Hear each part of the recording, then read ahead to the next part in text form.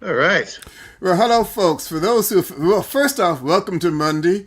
I'm going to say, on behalf of Joe, I'm going to say hi, Tommy. Hey, good morning, everyone. And again, this might be a good day. We probably will have a good audience today because who's going to go out in this snow? So we'll take the rebound phenomenon if nothing else going on here. True. But that being said, as we say in the live version, we start a little bit early to share some chatter, chit chat, do some house chores that I call it. Please remember, you can link into us either on the original, if you're looking at us now, or the replay. You can do that through Facebook, Zoom, and YouTube. But understand that you will have to look at the signed in version, including YouTube, to be able to make comments. And that's helpful for us, helpful for you, because perhaps you're missing something. By the way, let me say this differently, not because we're missing something. Tommy is very artful at what he does. And Whoa. our theme is, if you look at the background, you see a boxing ring below and the wiring and the lights above. Tommy knows how to do rope-a-dope. For those who are old enough to remember Ali, that would use the rope to hide from boxing in the center, Sure. he's good. So any help I can get, please share it with us and with your friends. That being said, now, rules of thumb here, we do not rehearse this. This is live. We do, in all fairness to Tommy, to give him whatever help he can use, I do share the topic with him. So at least we're on the same Nice. board. And the topic today is stage fright. Understand, Whoa. folks, Tommy says again that anybody can be a confident speaker. I'm speaking on behalf of all the introverts, shy ones at that, if that's not redundant. That nope, it just doesn't come naturally, if hardly at all. So I said, well, let's pin him down, stage fright. And I looked up the definition because I want to be clear that, because Oh, again, Tommy's good, is stage fright is a fear or phobia that is enhanced by the requirement to perform in front of an audience. And they say, and Tommy, let's say, I'm going to stop at that point. So Tommy, help me out. What's going on here on that stuff? well, you know what, Joe? Every week you say that I say that anybody and everybody can be a great public speaker. My response to that is anybody who wants to be, has a desire to be, Mm-hmm. can make the shift to be a fantastic public speaker. Okay, I get that But distinction. I get that. yeah, yeah, very, very important. If you don't want to do it, there's nothing I can do. You can Mm-hmm. lead a horse to water, as they say, right? It's so Right. true. So, anybody who has an idea that they want to do this can do this. And you had mentioned the phobia. There's an actual big word that, is beyond my realm. You could hit me with that if you want. I had to look it up myself, so I get you on that one. Well, the fear of public speaking is called glossophobia. Ooh, even a bigger word. Look at that glossophobia. Google that later, and you'll be impressed. You have to spell it out for me at the end of the program. I'm with you. But for real, there is an actual, in the dictionary, a meaning behind stage fright, fear of public speaking. It's called glossophobia. Mm-hmm. And we mention it every week, and we can just continue to. I truly believe there's no fear of public speaking because there's nothing to it.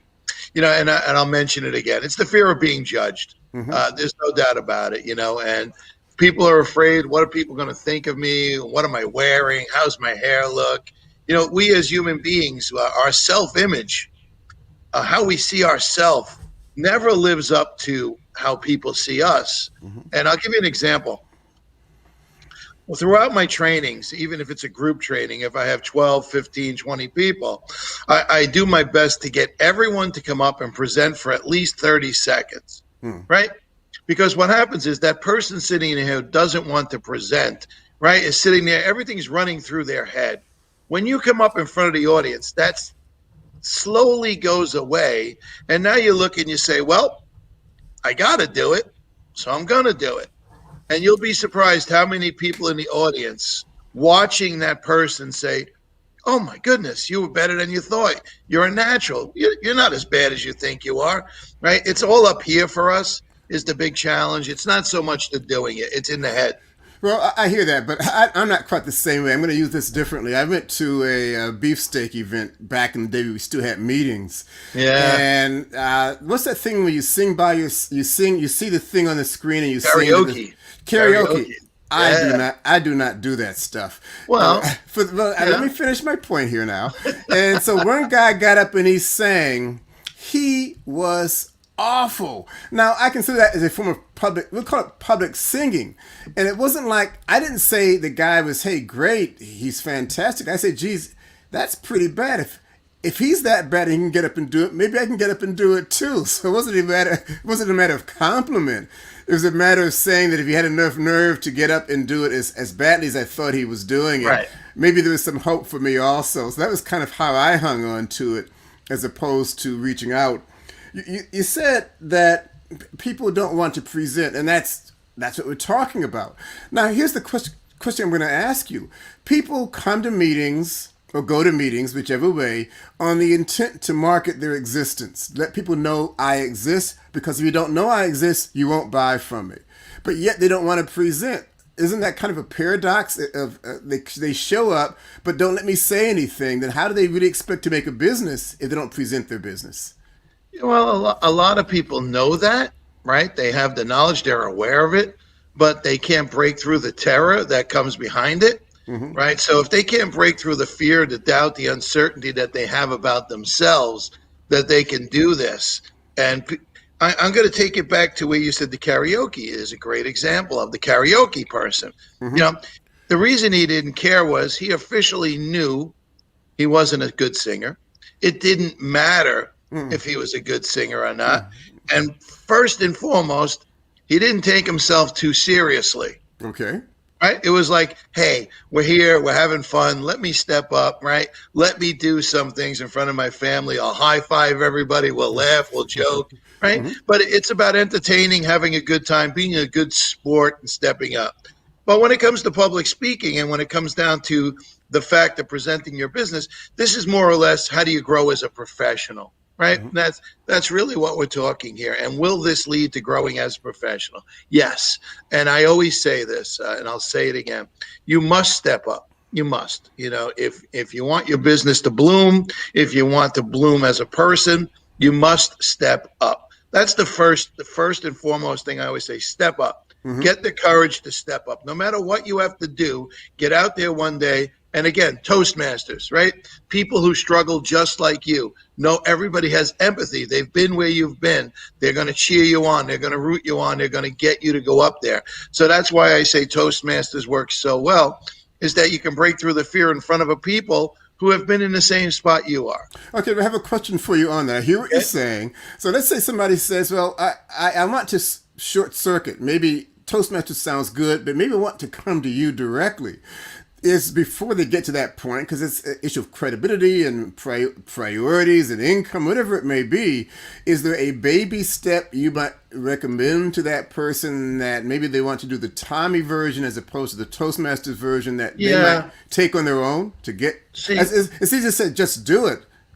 What does that mean? Well, very interesting.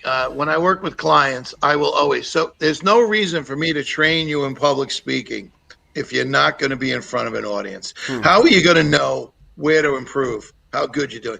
I can stand back and look and see and be a one-man show in the audience for you and give you the structure you need, when to pausing, the tone, gestures, eye contact. I could watch it. But every client I work with, by the end, I'm going to try and get them an audience. Mm-hmm. So I'm going to send an email out to friends and family and say, would you mind coming out tonight for 30 minutes, sitting in an audience, and letting my student present in front of you? There is nothing better than doing it. This is a learned skill. Go ahead. That's like a good idea. So tell me, how much do you pay for one to show up as an audience? I might have some interest in that. Yeah. Well, we'll put you in the back anyway, because nobody wants to see you. Now, with that being said, I pay nothing. I said my friends and family. I do it, okay. And I have about 6 or 7, so that works as an audience. Yeah. No, the answer is you need to get in front of an audience. Mm-hmm. You're never going to break through it practicing at home. Never. You need to be there. You need to look out. You need to come out. You need to get your heart pounding. And then, I will teach you things that you can apply each time you go out. In other words, how do you get that energy to become your friend? How do you deliver that first burst when you step on stage that allows all that energy to come out and you use it in a useful way instead of letting it build up the way you're nervous throughout the whole show? I call it the first burst. It's when you're on stage. How do you instantly connect with your audience to make them friendly towards you? Okay, well, that comes down to the question I was going to save for last, but thank you for walking into All this. right. So, the issue we began talking about stage fright. So, what Right. techniques do you still have it, and what techniques do you have to overcome it going on stage? Is it like a mantra you Yeah. do, mental thing? How does that work? So I can tell you what it is. Driving or flying or in my hotel room the night before, all the stuff. I wouldn't say it's fright anymore, but there's nerves and Hmm. thoughts. Am I going to be lined up? So for me, the secrets I've learned is I always prepare.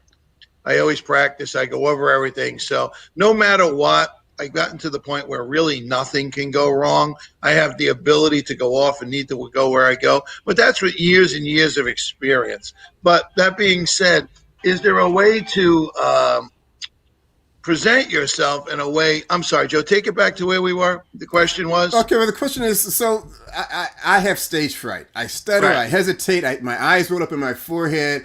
Are there any tricks of the trade that rudimentary that one might do the 2 minutes before they walk on stage to kind of settle themselves down and focus on what they have to do? Well, yes, and I learned this from my friend Dave Romanchik. If you're standing waiting to go on, if you're one of four speakers, and let's say you're the third speaker, you're watching the first person, you're watching the second, everything's running through your head. Oh, they're doing so well. My goodness, how am I going to keep up with that? What am I going to do? All that stuff, what I call stinking thinking, runs through your head. But what you can do, my friend Dave has always said this. You stand up 5 minutes before you go on stage. So that way you distribute the energy from head to toes, right? It's Hmm. not just sitting in your gut. You stand up, you present yourself like Superman, you make yourself strong, but you breathe for Hmm. 5 minutes. You bring yourself into a good mental state, good physical state, that when you step on stage, I mention this and I work with people on this. Never think that you're not going to step on stage as a character. Yes, there's a Tommy Hilcken that you could be backstage with talking. But when I step on stage, I step into a presence. I step into this character who becomes Tommy Hilcken on stage. Hmm. Just like Robert De Niro, when he steps on stage to do a part, he plays the part, he plays the role. Every public speaker needs to know that they're just playing a role, Hmm. that when they step on stage, they become this bigger than life character, right? And that's what most people do. I hear that, and Hmm. it's intriguing how you talk about focusing. Now you say stand up. When I like to watch football, Yeah, and when particularly when they flash on the quarterback who's now sitting down because either they scored or they didn't, and they've turned the ball over. right. You see some players on the sidelines watching the game go back and forth, but almost always the quarterbacks are looking at some diagram or they're focusing on what they have to do, Sure. and they're not being distracted from what's preceding them. Yeah. Now I say that because when I go in these Zoom connects where you have 30,000 faces, I Yeah. always try to maneuver so I go on last. I can collect my thoughts and avoid the moment syndrome. Maybe I can share some observations or tidbits. So I don't quite do that quarterback thing. Well, he did good, she did good, and I'm up to that. Right. That kind of stuff. I hear what you're saying. So, and I don't stand up in front of my computer, but let's talk in a Zoom setting. Yeah. What is there something distinct to the Zoom environment as these faces are in you, talking to you, or Yeah. talking at you that you might do yourself to counteract that or settle yourself down? Well, let's take it to the quarterback where you were saying, the quarterback doesn't care that he's on the sideline. The defense is out there. They have their job to do. Hmm. He's only literally focusing on what he prepared to do, what he planned to do, and how he's going to execute it. Hmm. Right? So he's got tunnel vision. The defense, it doesn't matter. He has to go on the field and be the offense, the quarterback. The defense needs to stop it. He's happy if they do, but there's nothing he can do if they don't. Hmm. So he plans what he's going to do, right? He prepares all the time. He practices it, and then he delivers it, right? And he does it in a team environment. Same thing with you. You need to prepare, you need to plan, you need to practice, and you need to deliver it. Hmm. And the more and more and more you do it, the more it opens up. Zoom, interesting. You have to bring your energy level up. One thing I noticed is many people just sit on Zoom and it's like they just talk. It's a different platform. It works very well. If you want to be noticed, you got to bring your energy level up. You got to bring your eye contact up. Hmm. One of the things that I like to do on Zoom that's really helpful Okay. is everybody has their name up there. And you don't get to do that very often when you have an Hmm. audience. Good But you point. could use you can use people's names, like if I'm talking to you. So I could just reach out right now. If I want a Q&A, I could just say, so Joe, tell me what you think about the last thing I talked about, stepping up and having courage and, breaking through the terror of public speaking. What are your thoughts on that? Now I get Joe. Yes, you, Joe Wesley, and this is Joe. right, exactly. But now you can actually make it interactive because people's names are up there. Use them. I see Joe over here. I was watching your face when I mentioned this. I saw you lit up. You want to give me a reason why? So one of the things that people don't think that you can do, that you must do, that works for me is I learned how to make Zoom interactive, just like a Q&A. Audience participation. Use your audience. The greatest blessing is you have their names. Okay. Because people, if you mention someone's name, the first thing they want to do is respond. People love to hear their name. I've read someplace in what you just said that the most beautiful, favorite, preferred word of anybody is hearing their own name being announced. Hearing their own name. Yeah. Now it depends. Fantastic. For me, my wife, if she calls me Joe, that's pretty cool. Yeah. If she calls me Joseph, I try to find a corner to run hard. Yeah, run. You're in trouble. You got to put it in context. Well, Tommy, thank you very much for your comments. And I say that thank you for the benefit of the audience. Please remember, for those to see even the replays, to share your likes, share your questions, share your comments, not just with us, but anybody else you know. We are continually growing. We want to make it increasingly more relevant for you. Anything, Tommy, you want to take us home with on this? Yeah, just take care of that glossophobia. That's all you got to do.